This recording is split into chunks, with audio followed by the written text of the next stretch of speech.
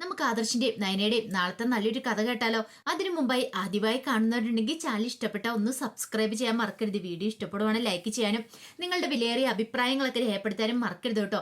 അങ്ങനെ നാളത്തെ കഥയെ നമ്മൾ കാണുന്നേ അനി ഭയങ്കര വിഷമത്തോടു കൂടി വീട്ടിലേക്ക് വരുന്നേ. അപ്പൊ അനിയുടെ മനസ്സ് നിറയെ നന്ദുവായിരുന്നു. നന്ദുവിനെ ഒന്ന് കാണാൻ പോലും പറ്റിയില്ല.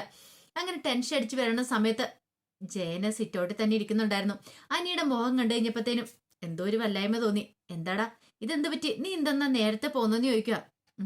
ആ ആ അത് പിന്നെ വല്യച്ച ഞാൻ നേരത്തെ പോന്ന് പറയണ. അല്ല നന്ദുവിന്റെ കാര്യം നീ അറിഞ്ഞില്ലായിരുന്നോ? അറിഞ്ഞു. എന്നിട്ട് നീ അവിടെ പോയോ? ഞാൻ പോയില്ല എന്ന് പറഞ്ഞു. അതെന്താ നീ പോവാത്തെ? സാധാരണഗതിയിലെ കാര്യങ്ങൾ അറിയുമ്പോൾ തന്നെ ഓടിപ്പോണ്ടാണല്ലോ. അത് പിന്നെ ഞാൻ വിളിച്ചായിരുന്നു നയനേച്ചിയെ. നയനേച്ചിയെ വിളിച്ചു കഴിഞ്ഞപ്പോ നയനേച്ചി പറഞ്ഞു ഇപ്പൊ അങ്ങോട്ടേക്ക് ചെല്ലണ്ടാന്ന് പറഞ്ഞു. ചെല്ലണ്ടാന്ന് പറഞ്ഞെന്നോ? അത് ചെല്ലണ്ടാന്ന് പറഞ്ഞുകൊണ്ട് ഞാൻ പിന്നെ പോയില്ല എന്ന് പറയണ. അത് കേട്ടപ്പം ജയന് തോന്നി ചിലപ്പം എന്തെങ്കിലും കാരണമില്ലാതെ ഒരിക്കലും നയനെ അങ്ങനെ പറയില്ല, അതുകൊണ്ടായിരിക്കും പറഞ്ഞതെന്ന് ഓർത്തു. ആ സമയത്താണ് നയനെ അങ്ങോട്ടേക്ക് വരുന്നേ. അപ്പം നയനയോട് പോയിക്കോളാൻ പറഞ്ഞു. ഇനിയിപ്പോ വേറെ പ്രശ്നങ്ങളും കാര്യങ്ങളൊന്നും അവിടെ ഇല്ല, പോയിക്കോളാനായിട്ട് കനിക നന്ദു ഒക്കെ പറഞ്ഞു. അങ്ങനെ നയനെ അങ്ങോട്ട് വരുവാണ്. നയന വന്നു കഴിഞ്ഞപ്പോഴത്തേനും ജയൻ ചോദിച്ചു എങ്ങനെയുണ്ട് മോളെ നന്ദുവിന്? ആ സമയം നയന പറഞ്ഞു ഇപ്പൊ വലിയ കുഴപ്പമൊന്നുമില്ല അച്ഛാ, പിന്നെ കാലിന് ചെറിയ ഫ്രാക്ചറൊക്കെ ഉണ്ട്, അതുകൊണ്ട് നടക്കാൻ ഇത്തിരി ബുദ്ധിമുട്ടാണെന്ന് പറയാ. അല്ല ഇതിന്റെ പിന്നിൽ ആരാന്നോ മറ്റോ അറിഞ്ഞോ? ഏതോ ഗുണ്ടകളാന്ന് തോന്നേ. നന്ദു സാക്ഷിമൊഴി കൊടുത്തതിന്റെ പേരില് അവരെ പിടികൂടിയതിന്റെ പേരിൽ വൈരാഗ്യം തീർത്താന്ന് പറയണു. ഇനിയിപ്പൊ അതിനെക്കുറിച്ച് കൂടുതൽ അന്വേഷിച്ചാലോ അറിയുള്ളൂ എന്ന് പറയണം. അപ്പോഴേക്കും ജയൻ പറഞ്ഞു എത്രയും പെട്ടെന്ന് തന്നെ അവന്മാരെയൊക്കെ പിടികൂടണം, ഇങ്ങനെയുള്ള അവന്മാരെ ഒരു കാരണവശാലും വെറുതെ വിട്ടുകൂടാന്നൊക്കെ പറയണം. ആ സമയം നയന ചോദിച്ചു അല്ല അനി വന്നോളൂന്ന് ചോദിക്കണേ. ജയൻ പറഞ്ഞു ഇവൻ അങ്ങോട്ടേക്ക് വരാത്തന്റെ വിഷമത്തിൽ നിൽക്കുക. അതെന്താ അച്ഛാ അങ്ങനെ പറഞ്ഞേ? അല്ല ഇവരങ്ങോട്ടേക്ക് വരണമെന്നുണ്ടായിരുന്നു പോലും, അപ്പം മോള് പറഞ്ഞു വരണ്ടാന്ന്. ഓ അതാണോ കാര്യം? ഞാൻ വരണ്ടാന്ന് പറഞ്ഞതിന്റെ പിന്നിലെ കാരണം എന്താന്ന് നിനക്കറിയാലോ. അവിടേക്ക് വന്നിട്ടുണ്ടെങ്കിൽ ഒരു പക്ഷെ അച്ഛനും അമ്മയ്ക്കും ഒക്കെ വല്ലാത്തൊരു ബുദ്ധിമുട്ടായിരിക്കും. അനി വന്നിട്ടുണ്ടെങ്കിൽ അനിയും നന്ദുവും തമ്മിൽ ഇപ്പോഴും ബന്ധമുണ്ട്, അല്ലെങ്കിൽ ആ ബന്ധം മുന്നോട്ട് പോകുന്നുണ്ടെന്ന് എന്നൊരു തോന്നലൊക്കെ അവരുടെ മനസ്സിലുണ്ടായിട്ടുണ്ടെങ്കിൽ അവർക്ക് വിഷമമാവത്തുള്ളൂ. അമ്മയുടെ സ്വഭാവം അറിയാലോ, അമ്മ ചിലപ്പോൾ എന്തെങ്കിലുമൊക്കെ പറഞ്ഞെന്നിരിക്കും, അത് അനിയുടെ മനസ്സിനെ വേദനിപ്പിക്കും. അതുകൊണ്ടാ വരണ്ടാന്ന് പറഞ്ഞേ. പിന്നെ നന്ദു അനിയും തമ്മിൽ എന്നാലും ഒന്നിക്കാൻ പോകുന്നു തോന്നില്ല. പിന്നെ വെറുതെ എന്തിനാ വന്നിട്ട് അത് പിന്നെ ഒരു പ്രശ്നമായി മാറുന്നേന്നൊക്കെ ചോദിക്കുകയാണ്. അനി പറഞ്ഞു അതിന് വയ്യാതിരിക്കണ സമയത്ത് പോയി കണ്ടാൽ എന്താ എടുത്തി, അതിനിപ്പോ എന്താ പ്രശ്നം ഇരിക്കണേന്ന് ചോദിക്കോ. അതാണോ? കാര്യമൊക്കെ കാര്യം തന്നെ, ശരി സമ്മതിച്ചു. പക്ഷെ എനിക്കിപ്പോ അനി വീട്ടിലേക്ക് പോകുന്നതിലോ അല്ലെങ്കിൽ നന്ദുവിനെ കാണുന്നതിലോ സംസാരിക്കുന്നതിലോ ഒന്നും ഒരു പ്രശ്നമില്ല. പക്ഷെ മറ്റുള്ളവരെ കുറിച്ചും കൂടെ നമ്മൾ ചിന്തിക്കണ്ടേ? നമ്മൾ എപ്പോഴും നമ്മളെക്കുറിച്ച് മാത്രമേ ചിന്തിക്കുന്നുള്ളൂ എന്ന് പറഞ്ഞു. ജയൻ പറഞ്ഞു അത് ശരിയാടാ മോനെ, വെറുതെ എന്തിനാ ആ പെങ്കൊച്ചിന്റെ മനസ്സിൽ ഇനിയും പ്രതീക്ഷകൾ കൊടുക്കേണ്ട കാര്യമൊന്നുമില്ല. നീ ഓളും തമ്മിലുള്ള വിവാഹം നടക്കാൻ പോകുന്നൊന്നുമില്ല. അവൾക്കൊരു നല്ല ആലോചന വരുവാണെങ്കിൽ അവരത് നടത്തി കൊടുക്കും. അതുപോലെ തന്നെ നിനക്ക് വേണ്ടിയിട്ട് ഇവിടെ വേറെ പെൺകുട്ടികളെ ആലോചിക്കുന്നുണ്ട്. പിന്നെ അതിന്റെ ഇടയ്ക്കിലേക്ക് നീ മറ്റുള്ളവരെ ഇനിയിപ്പം വലിച്ചിടേണ്ട കാര്യമുണ്ടോ? എനിക്ക് വിഷമമായി. അനി ഒന്നും മിണ്ടാതെ പുറത്തേക്ക് അങ്ങോട്ട് ഇറങ്ങി പോവാണ്. ആ സമയത്ത് ജയൻ പറഞ്ഞു നമ്മൾ പറഞ്ഞ അവന് ഇഷ്ടപ്പെട്ടില്ല എന്ന് തോന്നേ. നയന പറഞ്ഞു അല്ല ഇത്തിരി സങ്കടപ്പെട്ടാലും കുഴപ്പമില്ല അച്ഛാ, പിന്നീട് ഒത്തിരി ദുഃഖിക്കുന്നേക്കാളും ഭേദമല്ലേ എന്നൊക്കെ പറഞ്ഞു. പക്ഷെ എനിക്ക് ഭയങ്കര വിഷമമായിരുന്നു, ഒന്ന് പോയി കാണണം എന്നൊരു ചിന്തയായിരുന്നു. പിന്നീട് അനി നന്ദുവിനെ വിളിക്കുകയാണ്. നന്ദുവിനെ വിളിച്ചിട്ട് എങ്ങനെയുണ്ടെന്നൊക്കെ ചോദിച്ചു. നന്ദു പറഞ്ഞു പ്രശ്നമൊന്നുമില്ല, കാലിന് ചെറിയൊരു വേദനയും കാര്യങ്ങളൊക്കെ ഉണ്ട്, പിന്നെ നടക്കുമ്പോൾ ഇത്തിരി ബുദ്ധിമുട്ടുണ്ട്. എനിക്ക് അങ്ങോട്ടേക്ക് വരണമെന്നുണ്ടായിരുന്നു നിന്നെ കാണാനായിട്ട്. അല്ല നവീൻ നിന്നെ കാണാൻ വന്നോന്ന് ചോദിക്കണം. നവീനേട്ടൻ വന്നായിരുന്നു, നവീനേട്ടൻ വന്ന് കണ്ടിട്ട് പോയെന്ന് പറയണ. അല്ല എന്തെങ്കിലും പറഞ്ഞോ? എന്ത്? അല്ല പ്രത്യേകിച്ച് എന്തെങ്കിലും? ഇപ്പൊ എന്ത് പറയാനായിട്ടാ? അങ്ങനെ പ്രത്യേകിച്ചൊന്നും പറഞ്ഞൊന്നുമില്ല. ഇന്ന് നവീനേട്ടന് കോടതിയുള്ള ദിവസമാണ്, കോടതി പോലും നവീനേട്ടൻ പോയില്ല എന്ന് പറയണ. എന്നെ കാണാനും ഇങ്ങോട്ട് വന്നു. അല്ല നിനക്ക് എന്നെ കാണാൻ എന്നിട്ടൊന്നും വരാൻ തോന്നിയില്ലോ. അപ്പോഴേക്കും അനി പറഞ്ഞു അത് പിന്നെ ഞാൻ അങ്ങോട്ട് വന്നിട്ടുണ്ടെങ്കിൽ നിന്റെ അച്ഛനും അമ്മയ്ക്കും ഒക്കെ ചിലപ്പോൾ ഇഷ്ടപ്പെടില്ലായിരിക്കും, അതുകൊണ്ടാണ് ഞാൻ വരാതിരുന്നേ.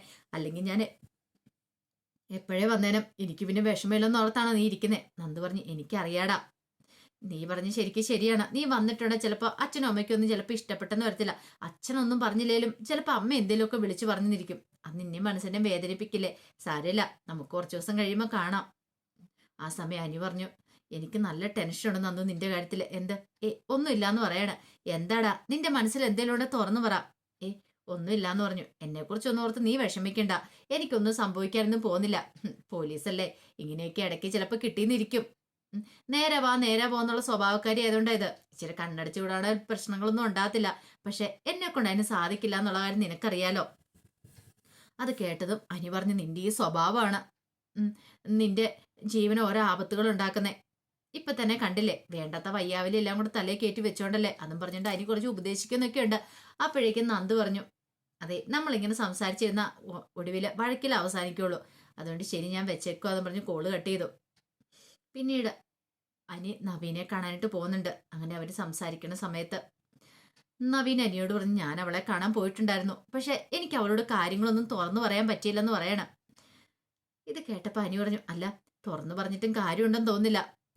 നിന്റെ വീട്ടിൽ എന്താണെങ്കിലും സമ്മതിക്കുമെന്ന് തോന്നുന്നുണ്ടോ? ഒരു കാരണവശാലും സമ്മതിക്കില്ല. പത്മാന്റെ ആണെങ്കിലും പിന്നെ ഇപ്പൊ നിന്റെ മുത്തശ്ശനൊക്കെ സമ്മതക്കുറവൊന്നുമില്ല. അത് നിന്റെ ഇഷ്ടത്തിന് വഴങ്ങുന്നുണ്ട് മാത്രമാ. പക്ഷേങ്കിൽ ആന്റി ഒന്നും ഒരിക്കലും സമ്മതിക്കുമെന്ന് എനിക്ക് തോന്നുന്നില്ല, നന്ദുവിനെ പോലെ തൻ്റെ ഇടയായിട്ടൊരു പെൺകുട്ടിയെ. അതുകൊണ്ട് ഈ ആലോചനയായിട്ട് നീ മുന്നോട്ട് പോകാതിരിക്കുന്നത് നല്ലത്. നിനക്ക് വേണമെങ്കിൽ നന്ദുവിനെ പോലെ വേറൊരു പെൺകുട്ടിയെ നമുക്ക് കണ്ടുപിടിക്കാന്ന് പറഞ്ഞു. എങ്ങനെയെങ്കിലും അവനെ ഇതിൽ നിന്നും മാറ്റണം, അതാണ് അനിയുടെ മനസ്സിലെ ചിന്ത. അത് കേട്ടതും നവീൻ പറഞ്ഞു, എനിക്ക് നന്ദുവിനെ പോലെ മറ്റൊരു കുട്ടി വേണ്ട, എനിക്ക് നന്ദുവിനെ തന്നെ മതിയെന്ന് പറഞ്ഞു. അനി പെട്ടുപോയി. ഇവനിതെന്ത് ഭാവിച്ച. എടാ നീ എത്രയും പെട്ടെന്ന് നന്ദുവിന്റെ കാര്യത്തിൽ ഒരു തീരുമാനം ഉണ്ടാക്കണം. ഇന്ന് തന്നെയാണെങ്കിലും എനിക്ക് അവിടെ ചെന്നിട്ട് അവളുടെ ഇരിപ്പ് കണ്ടപ്പോൾ സഹിച്ചില്ല. പാവം നല്ല സങ്കടമായി. അത് കേട്ടപ്പോൾ അനിക്ക് വിഷമമായി. കാരണം താൻ അതിനേക്കാളും കൂടുതൽ വിഷമിക്കുന്നുണ്ട്. പക്ഷെ അത് ഇവനോട് പറയാൻ പറ്റില്ലല്ലോ, നവീനോട് പറയാൻ പറ്റില്ലല്ലോ. അനി പറഞ്ഞു, ഞാനൊന്ന് ആലോചിക്കട്ടെ എന്താ ചെയ്യേണ്ടത്. അവളോട് ഇത് പറഞ്ഞിട്ടുണ്ടെങ്കിൽ അവളുടെ പ്രതികരണം എങ്ങനെയാണെന്ന് എനിക്കറിയില്ല. അല്ല നീ എന്താണ് അവളെ കാണാൻ പോകത്തെന്ന് ചോദിച്ചു. അത് പിന്നെ എനിക്ക് കുറച്ച് തിരക്കൊക്കെ ആയിരുന്നു. ഞാൻ ചോദിച്ചായിരുന്നു അവളോട് നീ ചെന്നോന്ന്. ഇല്ലാന്ന് പറയുകയും ചെയ്തു. അല്ല നിങ്ങൾ വലിയ ഫ്രണ്ട്സൊക്കെയാന്ന് പറഞ്ഞിട്ട് നീ ചെല്ലാത്തോണ്ട് ഞാൻ ചോദിച്ചാ. അപ്പോഴേക്കും അനി പറഞ്ഞു, അത് പിന്നെ ഞാൻ പോകുന്നുണ്ട്, എനിക്ക് സമയം കിട്ടാത്തോണ്ടല്ലേടാ. അങ്ങനെയൊക്കെ പറഞ്ഞ് ഒഴിഞ്ഞു മാറുവാണ്. നവീന് പ്രത്യേകിച്ച് സംശയങ്ങളും കാര്യങ്ങളും ഒന്നും തോന്നിയില്ല. ഈ സമയത്ത് നയന് ചെന്ന് കഴിഞ്ഞപ്പോൾ ദേവേന് വീട്ടിലെ വിശേഷങ്ങളൊക്കെ തിരക്കുവാണ്. നയന കാര്യങ്ങളൊക്കെ പറഞ്ഞു. പിന്നീട് നവ്യ ചെല്ലാത്തതിനെ കുറിച്ചും പറയണം. ദേവേന് പറഞ്ഞു, അല്ലെങ്കിലും നവ്യ ചെല്ലുമെന്ന് പ്രതീക്ഷിക്കുമൊന്നും വേണ്ട മോളെ. നിന്നോടും നിന്റെ അനുജത്തി നന്ദുവിനോടും അത്രയ്ക്ക് കട്ടക്കലിപ്പ അവൾക്ക്. ഇനിയിപ്പം മോളുടെ അമ്മ പറഞ്ഞ പോലെ സത്യങ്ങളൊക്കെ തിരിച്ചറിഞ്ഞാൽ മാത്രമേ എന്തെങ്കിലും ഒരു മാറ്റം ഇനി നവ്യക്ക് ഉണ്ടാകാൻ പോകുന്നുള്ളൂ. അല്ലെങ്കിൽ നവ്യക്ക് എന്തെങ്കിലും മാറ്റം ഉണ്ടാവുമെന്ന് എനിക്ക് തോന്നില്ല. അത് കേട്ടതും നയന പറഞ്ഞു, അതങ്ങനെ നമുക്ക് പറയാൻ പറ്റുന്ന കാര്യമല്ലല്ലോ അമ്മേ. നമ്മൾ എങ്ങനെയാ അതൊക്കെ വിളിച്ചു പറയണമെന്ന് ചോദിക്കാം. അതേ നോക്കാം എത്രത്തോളം വരെ പോകുന്നെന്ന് നോക്കട്ടെ. ഇപ്പൊ അബിയാണെങ്കിലും ജലജയാണെങ്കിലും അവളുടെ മനസ്സിലേക്ക് വിഷം കുത്തി നിറച്ചോണ്ടിരിക്കുക. അതാണ് ഏറ്റവും വലിയ പ്രശ്നം. പുറമെ അവരങ്ങനെ നമ്മുടെ കേൾക്കൊന്നും പറയുന്നില്ലെങ്കിലും പക്ഷെ അങ്ങനെയൊന്നും അല്ല.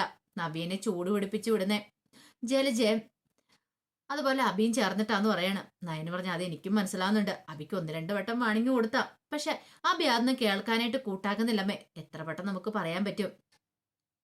പിന്നീട് ദേവേനോട് ചോദിച്ചു, അല്ല ആദർശേട്ടൻ വിളിക്കുകയോ മറ്റോ ചെയ്തോ? ഇല്ല മോളെ വിളിച്ചിട്ടില്ല, ചിലപ്പോൾ തിരക്കൊണ്ടായിരിക്കും എന്നൊക്കെ പറയണം. നയനയുടെ മുഖം മാറുന്നുണ്ടപ്പം പറഞ്ഞു, പേടിക്കൊന്നും വേണ്ട, അവൻ ഇങ്ങോട്ടേക്ക് വിളിച്ചോളൂ എന്നൊക്കെ പറയണം. ഈ സമയത്ത് ജലജദേവൻ നവ്യയുടെ അടുത്തേക്ക് എല്ലുവാണ്. നവ്യയുടെ അടുത്ത് എന്നിട്ട് പറഞ്ഞു, അല്ല അവളെ വിളിക്കുകയോ മറ്റോ ചെയ്തോ ആ നന്ദു എന്ന് പറയുന്നവളെ? ഇത് കേട്ടപ്പോൾ നവ്യ പറഞ്ഞു, ഞാൻ അവളെ വിളിക്കാനോ? എനിക്ക് അതിന്റെ ആവശ്യമില്ലാന്ന് പറയണം. അങ്ങനെ തന്നെ വേണം മോളെ, നീ ഇങ്ങനെ തന്നെ പോണം, ഒരു കാരണവശാലും വിളിക്കരുത്. കാര്യം പറഞ്ഞാൽ നിന്റെ ചോരയൊക്കെയാ, നിന്റെ അനുജത്തിയൊക്കെ ആയിരിക്കും. പക്ഷെ അവള് ചെയ്തത് എന്താ? ചേച്ചിയുടെ ഭർത്താവിനെ ജയിലിലിട്ട് ഇടിച്ചില്ലേ? എന്തെങ്കിലും ഒരു ദയ കാണിച്ചോ? ഇല്ലല്ലോ. അബിയെ നിഷ്കരണമല്ലേ അവള് ഇവിടുന്ന് വലിച്ചിറക്കിക്കൊണ്ട് പോയത്. നമ്മളൊക്കെ കാലെ കയ്യെ പിടിച്ച് പറഞ്ഞിട്ടും അവളൊന്നും കേൾക്കാൻ കൂട്ടാക്കില്ല. അവളും അവളുടെ ചേടത്തി നൈനെ എല്ലാരും കൂടെ ചേർന്നിട്ടാ ഇതൊക്കെ നടത്തിയത്. അതുകൊണ്ട് മോൾ ഒരു കാരണവശാലും വിട്ടുകൊടുക്കരുത്. മോൾ ഈ സ്റ്റാൻഡിൽ തന്നെ നിൽക്കണം. ഇനിയിപ്പം അനുജത്തി അല്ലേ, അങ്ങനെയുള്ള സെന്റിമെന്റ്സ് ഒന്നും മോളുടെ മനസ്സിലുണ്ടാകാൻ പാടില്ല. അത് കേട്ടപ്പോൾ നവ്യ പറഞ്ഞു, എനിക്കറിയാമേ എന്ത് ചെയ്യണമെന്നോ. ഇതെന്തായാലും ഞാനും വിട്ടുകൊടുക്കാൻ പോകുന്നില്ല. രണ്ടും തീരുമാനിച്ചാൽ ഞാൻ മുന്നോട്ട് പോന്നേ. കാരണം അവള് ചെയ്ത കാര്യങ്ങളൊന്നും പെട്ടെന്ന് എനിക്കങ്ങോട്ട് പൊറുക്കാൻ പറ്റുന്നില്ല. ഇപ്പോഴാണെങ്കിലും കണ്ടില്ലേ, എന്നെ ദ്രോഹിക്കാനായിട്ടാ അവര് കാത്തിരിക്കുന്നത്. അങ്ങനെയാണെങ്കിൽ അവരുടെ മുന്നിൽ തോറ്റു കൊടുക്കാൻ ഞാനും ഉദ്ദേശിച്ചിട്ടില്ല എന്നൊക്കെ പറഞ്ഞുകൊണ്ട് നവ്യ അങ്ങോട്ട് പോയി. ജലജയ്ക്ക് സന്തോഷമായി, താൻ പറയുന്നൊക്കെ കേൾക്കുന്നുണ്ട്. അങ്ങനെ ഒരു ചിന്തയായിരുന്നു ജലജയുടെ മനസ്സിലുണ്ടായിരുന്നത്. അപ്പൊ അതിന്റെ വിശേഷങ്ങളൊക്കെ കാണാൻ പോകുന്നത്. ആ വിശേഷങ്ങൾക്കായി നമുക്ക് എല്ലാവർക്കും കാത്തിരിക്കാട്ടോ. ഒരിക്കൽ കൂടി എല്ലാവർക്കും ശുഭരാത്രി നേർന്നുകൊണ്ട് നിർത്തുന്നു. നന്ദി.